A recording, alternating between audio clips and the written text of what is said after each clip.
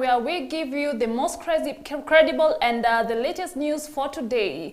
It is on Monday, 1st August, and of course still counting days to our general elections. That is 7 days. Let's maintain peace. My name is Cecilia Mwariri.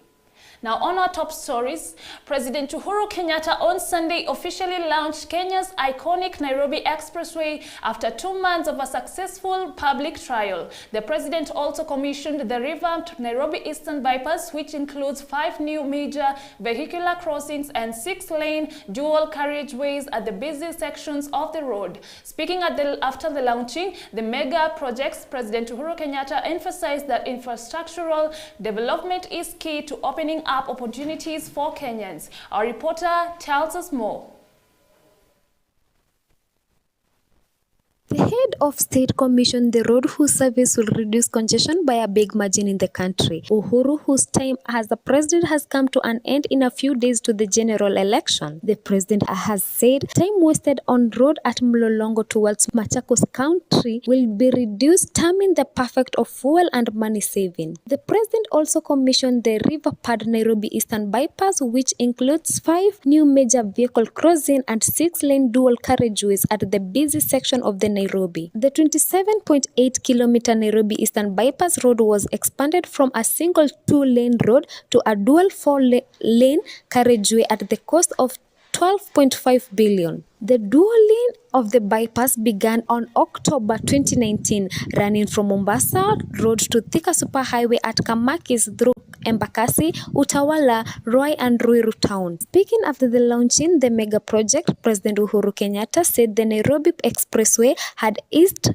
traffic congestion and enhanced mobility during the trial period. Reporting for Nissi Bytes at 1, I am Grace Mohe. Well, Kenya Kwanza presidential candidate took to his campaign in Kakamega County. He assured the residents the government will take care of them. He also promised the youths jobs if elected. Our reporter tells us more information. Presidential candidate William Ruto has assured local administrators that his government will not fire them once he assumes power, and so they should not agree to be used to disrupt elections. I want to tell members of the provincial administration, chiefs, and all public servants, their jobs are protected by the Constitution. Nobody should misuse them to carry out political errands for the Azimio project.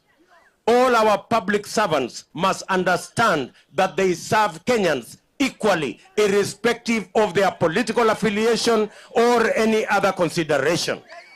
And I want to say, for the avoidance of doubt, that those who are coercing and intimidating and forcing public servants to engage in acts that will undermine the elections on the 9th and cause conflict among us Kenyans, I want to tell them they will be held accountable. Dr. Ruto also asked the youth not to fall into the trap, promising them jobs if he wins. The DP and his Kenya Kwanza allies were yesterday forced to hold their rally in Kakamega town along the Kakamega-Webuye Road after they were denied access to the Buhungu Stadium. Despite the hitch, the supporters stand in large numbers, disrupting movement along the busy road for close to 2 hours. The Kenya Kwanza team used the rally to make a final push to galvanize the support of 2.1 million votes in the region. ANC leader Musalia Mudavadi and Ford Kenya Moses Wetangula have been challenged to deliver 70% of the votes from the region to have a 30% stake in the next government if the deputy president clinches into power. Mudavadi said that there is a scheme to organize violence targeting Kenya Kwanza leaders. He told the president to stop issuing threats to Kenya Kwanza leaders. Mr. Wetangula, on his part, asked the youth to camp in polling station and protect Kenya Kwanza votes. At the same time, the DP piled pressure on Mr. Mudavadi to deliver 90% of votes in his Vihiga County backyard. The DP Ruto said that voters in the county should turn out in large numbers on August 9th and deliver the vote to him as part of his deal with Mudavadi. Reporting for Nissi Bytes at 1, my name is Isaac Waberu. Well, Methodist Bishop Joseph Njobura says that there are people who are mobilizing others to physically prevent them from holding the 57th annual conference. As the reporter tells us more. Methodist Bishop Joseph Ntwebura said that there are people who are mobilizing others to physically prevent them from holding the 57th annual conference. Bishop Joseph Ntwebura says last year on 3rd December they hired armed men who broke into their headquarters, and this time they are threatening to go and with a bigger force. And especially in the Meru, to come and disturb us and to come and physically prevent us from holding this annual conference. Early or late last year, on 3rd, to be specific, on 3rd of December, they came here with armed people, armed with guns. They hired the people in Nairobi, hooligans, and they came and broke into our headquarters. They broke doors, they destroyed the CCTVs, there were thefts. Many things were destroyed that people were kicked out of the office, and they stayed in our compound. By that time, I was away for an African meeting summit in Accra. I was not in the office, fortunately, because maybe the guns were meant to come and kill someone, and I could be one of the targets. So this time they are threatening to bring even a bigger force. They said that the time they were only bringing police. This time they are bringing KDF type. And that time they claimed to have the backing of the government. These people claim to have support from the government. The police are said to sue them instead of arresting them. And up to date, nothing has been done. Reporting for Nissi TV in Nairobi County, my name is Cecilia Mariri. During a peaceful walk organized by the Coastal Region National Council of Churches of Kenya, NCCK, the NCCK Coast Region leaders said that the peaceful walk is one of the events that they have been doing in preaching peace across the country. Our reporter tells us more. During a peaceful walk organized by the Coastal Region National Council of Churches of Kenya, the NCCK Coast Region leaders say the peaceful walk is one of the events that they have been doing in preaching peace across the country. Sababu za kufanya maandamano ya amani siku ya leo ni kwamba tunahitajiana wakati huu na wakati wa uchaguzi na baada ya uchaguzi. Na kwa hivyo sisi kama jumuiya ya makanisa tumeona vyema ya kwamba tuweze kuhamasisha watu wetu, na jambo ambalo tunalifanya tangu miezi mitatu iliyopita ni kwamba katika majukwaa zetu za makanisa, kabla hatujaanza hutuba zetu, tunawaambia waamini wetu habari za amani, kwamba wakaweze kudumisha amani, wakaweze kuwa jirani yule ambaye wako naye leo ni yeye yule ambaye watakuwa naye wakati wa uchaguzi, na ni yeye ambaye watakuwa naye baada ya uchaguzi. Kwa hivyo ni vizuri wakaweze kudumisha amani, na nataka nikaweze kushukuru kwa sababu kupitia ya juhudi ambazo jumuiya ya makanisa pamoja na Interfaith kwa ujumla, wakati ambapo tumezunguka na kufanya mikutano ya amani, na ndiposa tunaona katika jimbo letu la Mombasa kwamba kumekuwa na kampeni ambazo ni za amani, hakuna fujo, kwa sababu tumewaelimisha waumini wetu, wananchi wetu, vijana wetu, wamama wetu. Na ombi letu ni kwamba saa hii bado siku 10 tu ili uchaguzi mkuu ukaweze kuwako. The chairman NCCK Mombasa branch says that we need each other during and after the elections, and without peace, nothing will go on well like before. Also, Peter Mweru, chairman Coast Region, says that there is life after the elections, therefore we should not fight but maintain peace. Reporting for Nissi TV, my name is Cecilia Mwariri. Coast Regional Commissioner John Elungata has assured the Coast residents that the central government has put in place strict measures to see the upcoming general elections happen peacefully. Our reporter has more information. The Coast Regional Commissioner John Elungata has assured the Coast residents that the central government has put in place strict measures to see the upcoming general elections happen peacefully. Speaking in a youth workshop on creating awareness against the illegal use of drugs, the Regional Commissioner says that they have set in place adequate law enforcement officers to oversee the election. He has cautioned anyone who will be caught on drugs and anyone who will try to disrupt peace. Na watu wengi wamekuwa kifikiria kwamba ili kampeni iwe na moto lazima vijana wanyweshwe mvinyo, pombe hasa ile haramu, kwa sababu ndio inawezekana kupatikana kwa njia ya urahisi, na pia mihadarati, bangi mostly, na labda cocaine. Lakini ukweli ni kwamba wale wote ambao wamejaribu kuleta mambo kama hayo wamekamatwa. Ukiangalia record zetu, tumeshika bangi nyingi sana ambayo inateremshwa kuja hapo Mombasa, kutoka sehemu zingine za nchi na hata kutoka nchi jirani, na hiyo itaendelea hata kama ni siku ya uchaguzi yenyewe. Kwa hivyo hakuna wakati tutasuspend sheria hata kwa sababu kuna kampeni inaendelea ama kuna uchaguzi unaendelea, kwa sababu ile nexus, uhusiano kati ya mihadarati, ulevi na vurugu wakati wa uchaguzi inaonekana. The commissioner assures the coastal residents of heightened security prior, during and after the election. According to Elungata, the IBC is well prepared to conduct elections come August 9. He therefore asks the citizens remain calm, for there is no cause for alarm. Further, Victor Okioma, the CEO Nakada, has called upon the youth to keep off drugs or else they will face the law. And those young people who might be persuaded by those pronouncements of politicians to indulge in offenses around that act, they will face the law. We have also said Wajakoya is not being so truthful and is not giving out enough information. You know, it just says Uganda has legalized cannabis. But it doesn't say that Uganda has actually legalized the production for pharmaceuticals and it is under very strict controls. He's not saying that. So when people say, if Uganda has legalized, why are we not legalizing in Kenya? He says South Africa has legalized. South Africa has legalized actually recreational cannabis. But you cannot take your stuff where there are people. Even your own wife. It is an offense and you'll be arrested. So you must create your own space where you can smoke. He has advised them against being misled by some political aspirants on matters drugs. Reporting for Nissi Television, my name is Edith K. Moshiri.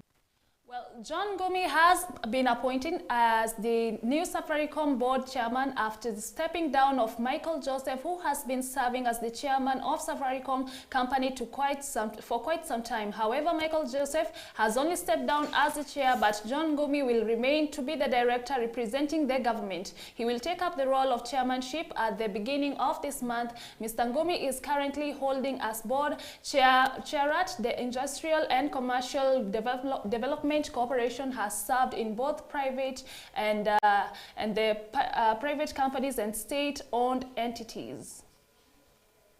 Well, that will be aired on Kurunzi ya Nissi. Now, on international news, Senegalese citizens went to the polls on Sunday for legislative elections where the opposition competed to challenge President Macky Sall's majority in the hopes of curbing a potential bid for that term. Polls opened at 8 a.m. GMT, and Senegal's nearly 7 million eligible voters cast their ballots until 6 p.m. GMT to elect 165 National Assembly's deputies. Now, a fresh saga has rocked the royal family, with the Prince Charles at the center of an alleged seven-figure payment from the family of Osama bin Laden. According to a report by the UK Sunday Times, the Prince of Wales allegedly accepted 144.8 million, that is 1 million USD shillings, from the Saudi families. Our reporter tells us more.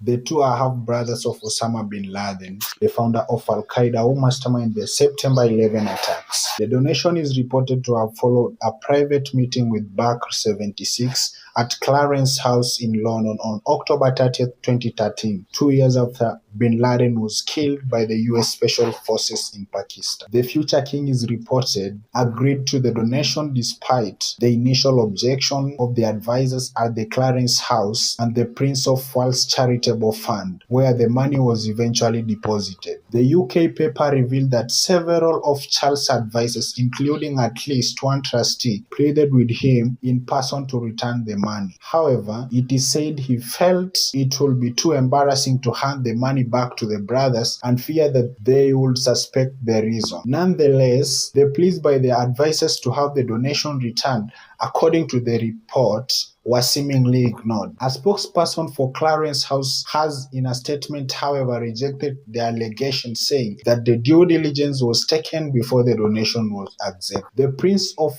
Wales Charitable Fund has assured us that through the due diligence that was taken in accepting the donation, reads in part of the statement. Reporting for Nissi News Bytes, my name is Elphas Peter Agote.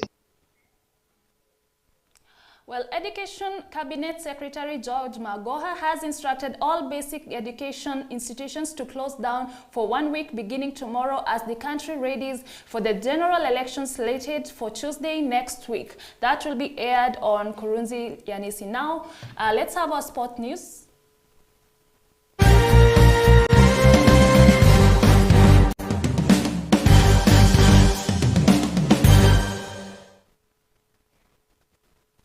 The Kenya Sevens team suffered a 22-12 loss at the hands of Scotland in the 5th place semi-final at the Commonwealth Games in Birmingham on Sunday afternoon. Shujaa had dropped to the 5th place off after suffering a 31-0 loss to defending champions New Zealand in the Cup quarters and will have to contend with finishing 7th or 8th. Our reporter tells us more.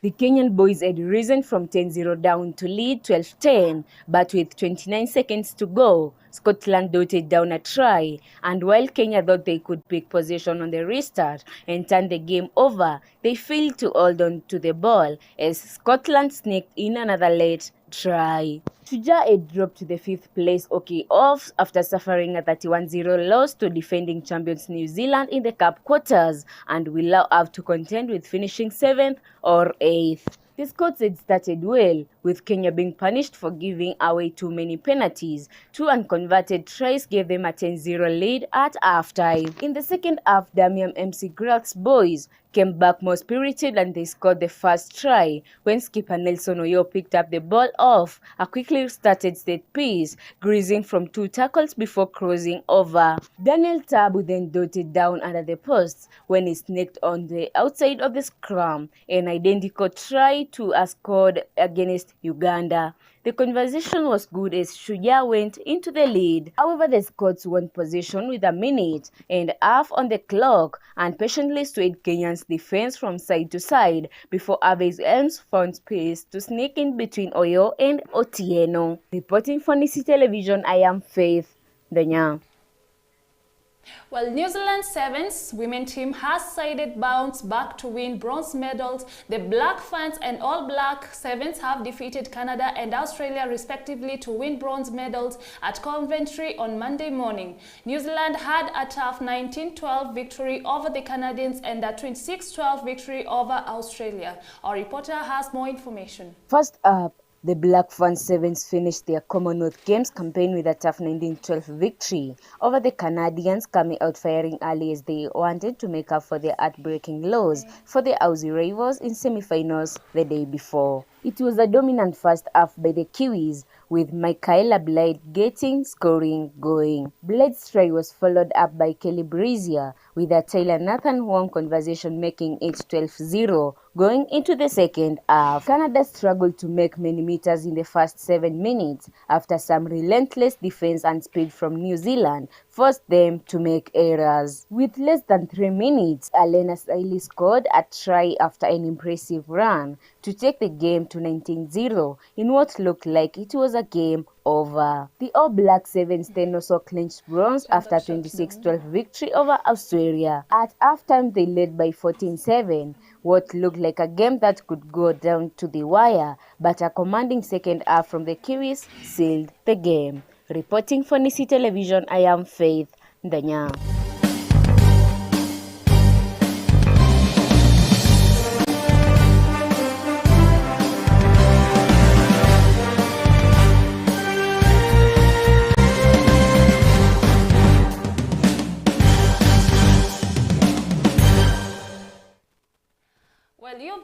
had the latest news with no bias. This has been Cecilia Mwariri giving you the latest news. Well, you can contact us or talk to us on our social media pages on Instagram, Nissi Television, Facebook, Nissi Television, and also on Twitter, Nissi Television. You can also reach us on our website page on www.nissitelevision.co.ke. Have a blessed day and maintain peace.